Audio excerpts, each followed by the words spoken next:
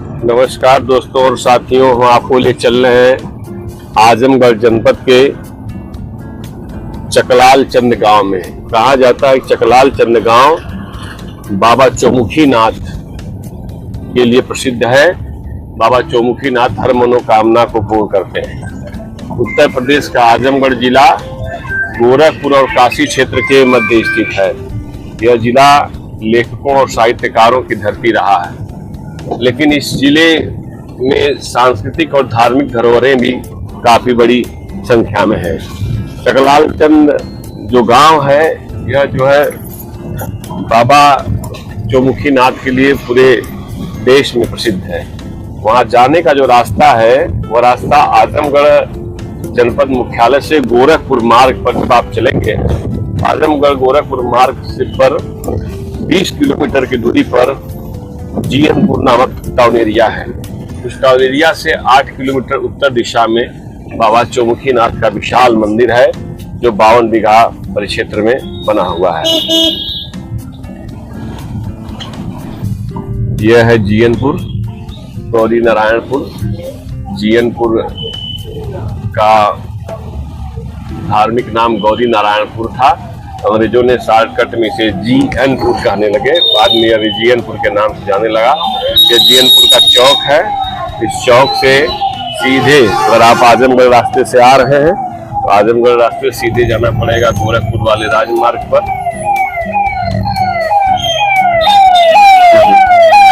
राजमार्ग पर जाना पड़ेगा और ये गोरखपुर राजमार्ग है। आजमगढ़ से सीधे चलते हुए गोरखपुर राजमार्ग पर आप सफर करेंगे और जीएनपुर के रोडवेज से होते हुए कुछ दूरी पर यहाँ से 8 किलोमीटर उत्तर दिशा में बाबा चौमुखी नाथ का विशाल मंदिर है।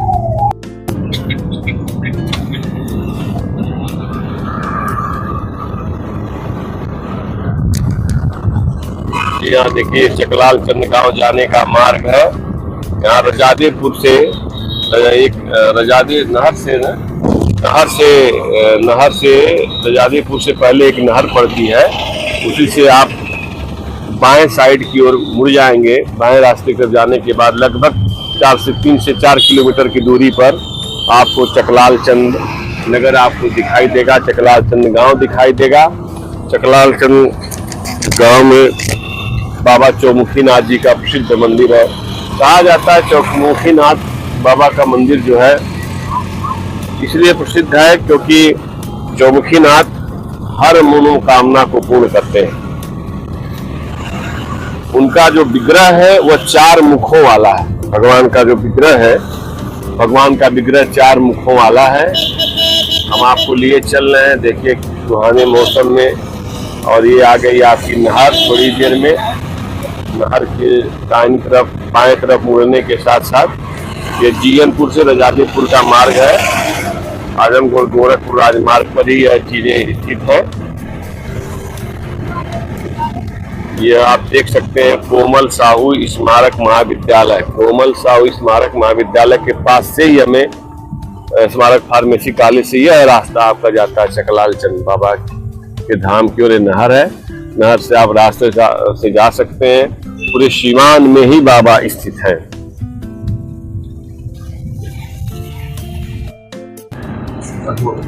यह है बाबा चौमुखी नाथ का विशाल मंदिर जाने के रास्ते का गेट। इसी रास्ते से ग्रामीण क्षेत्र जाते हैं, बाबा का दर्शन करते हैं, आशीर्वाद प्राप्त करते हैं। आइए हम आपको लिए चलते हैं बाबा चौमुखी नाथ के विशाल प्रांगण की ओर। ये रास्ता, ये गांव का रास्ता बाबा चौमुखी नाथ के धाम की ओर लिए जाता है। निषाद सिवान में बसे बाबा हमेशा सबकी मनोकामना को पूर्ण करते हैं। मात्र 1 लोटा जल सभी समस्याओं का हल। ये बाबा की नगरी जाने का रास्ता है। आइए हम आप सबको लिए चलते हैं। चलिए। नमः।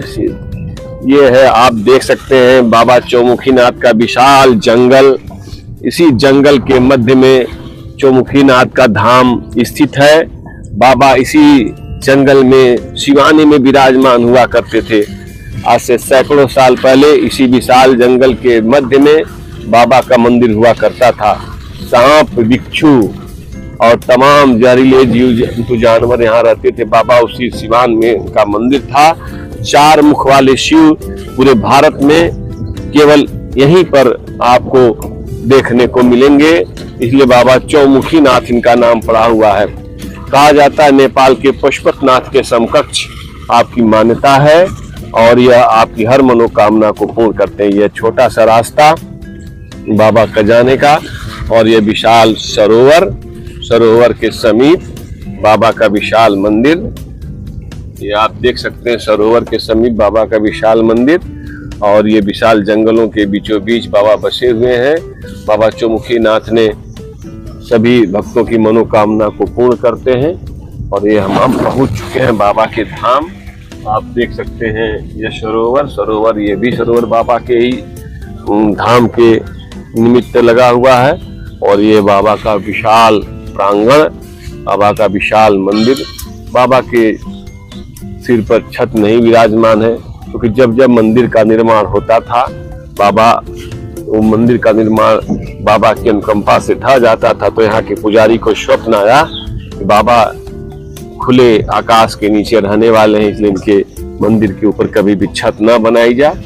इसलिए आज भी एक हिस्सा खुला हुआ है। हम आपको सभी थोड़ी देर में सबसे बातें कराएंगे और बाबा का दिव्य दर्शन कराएंगे। बोलिए चौमुखी नाथ भगवान की जय।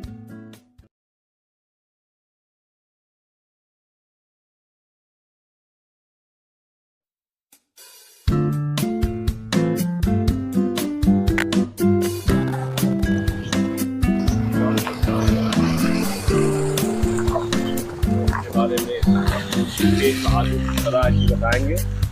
बताइए तेज बहादुर राज जी, इस मंदिर के महात्म के बारे में, चौमुखीनाथ के बारे में, कृति के बारे में।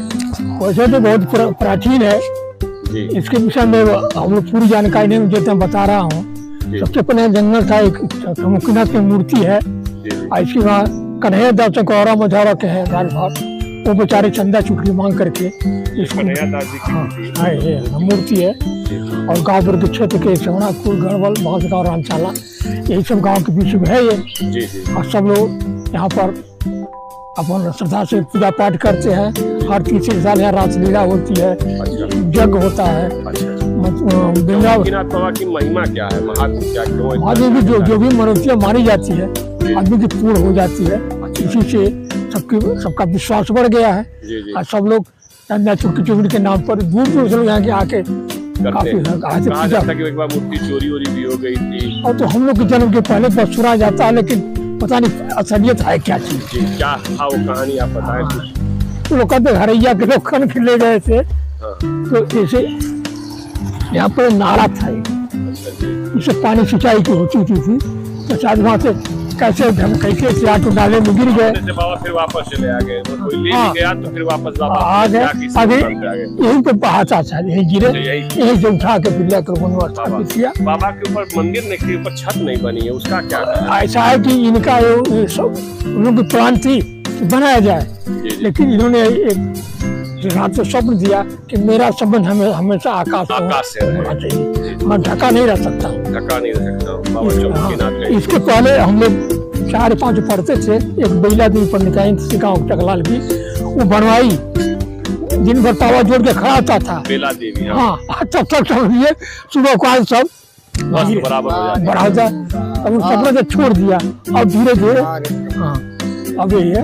यहाँ का बात बहुत दूर दूर के लोग आते हैं, बहुत दूर से आते हैं पूजा पाठ करना हमारे का। बहुत बहुत धन्यवाद आपका। ये थे तेज बहादुर राज जी, बहुत बहुत धन्यवाद आपका। देखिए बाबा का जाने का रास्ता है।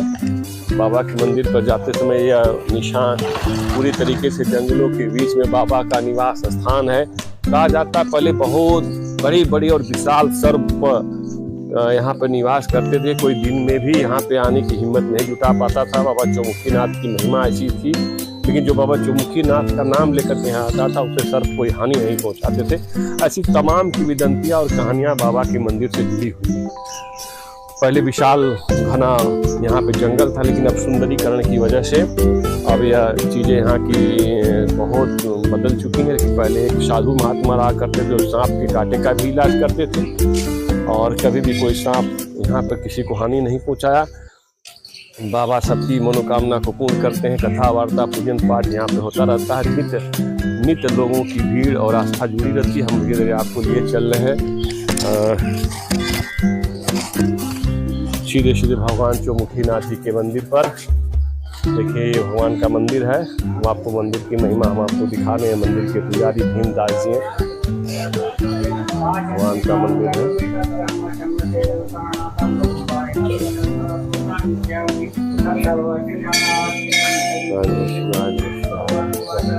द्वादश रुद्रावतार हनुमान के मंदिर के पश्चात बाबा खुले आसमान के नीचे मंदिर का निर्माण, जैसा कि आपको बता के देखिए खुला, छत कभी बनी नहीं। जब बनाने का प्रयास हुआ तब तक बाबा ये गिर गई। और ये है भगवान का मंदिर। चार मुख वाले शिव, चार मुख वाले भगवान शंकर चौमुखीनाथ बाबा का आप सभी लोग लाइव दर्शन करिए, आशीर्वाद ग्रहण करिए।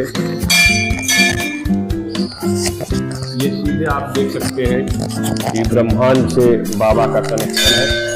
उन्होंने अपने ऊपर कभी छत को स्वीकार नहीं किया। ये सीधे खुली हुई छत आपको मैं दिखा रहा हूँ। ये खुली हुई छत से जुड़ा हुआ, सीधे कभी कोई छत लदा नहीं बाबा के ऊपर। बाबा ने स्वीकार भी नहीं किया। और सीधे ये अपने तरह का एक अनोखा शिवलिंग तो धरती के ऊपर विराजमान, चार मुख वाले भगवान बाबा चौमुखीनाथ सबकी मनोकामना को पूर्ण करते हैं। तो आप विशाल विग्रह का दर्शन कर सकते हैं। भगवान ऐसी प्रतिमा कहीं देखने को मिलती नहीं है। चौमुखीनाथ की महिमा परम्पार है। एक बार सच्चे मन से बाबा के सामने जो कुछ भी आके कोई मांगता है और बाबा उसकी मनोकामना जरूर पूर्ण करते हैं। नित्य यहाँ रुद्राभिषेक, शिवार्चन, अभिषेक होता रहता है। भगवान की प्रतिमा और महिमा कुछ इस तरीके की है कि हमेशा भक्तों की मनोकामना पूर्ण होती है। आइए हम जानेंगे इस मंदिर के पुजारी भीमदास जी से। यहीं पर बगल में ही भगवान का यहाँ पर मंदिर है। और ये आपने देखा कि पूरी छत चारों तरफ से खुली हुई है, दीवारें कभी बन नहीं पाई, ऐसा आपने देखा। और शंकर भगवान का मंदिर, साथ में गणेश